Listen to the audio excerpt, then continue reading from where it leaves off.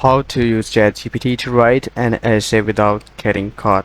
A lot of people that use ChatGPT, they generate the content with ChatGPT, but they are immediately caught in their studies with from their teacher because they know the knowledge of AI as well. They have the knowledge of AI.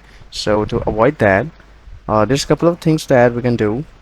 Let's say this is a prompt for writing an essay. Let's say I generate an essay using ChatGPT on the topic the impact of artificial intelligence.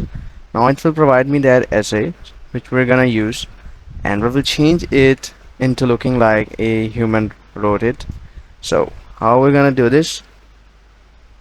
For example, we can take these lines and we can head over to Quillbot AI Humanizer. Here we can paste that text, and now we can click on this humanize button.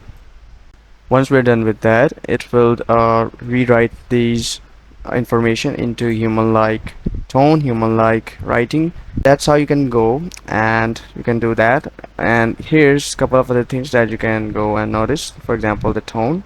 You can even select the tone that you want for your essay, for your information, whatever you're trying to humanize. But you need to upgrade to premium for that. But it still works great for most of the times when you don't want to get caught.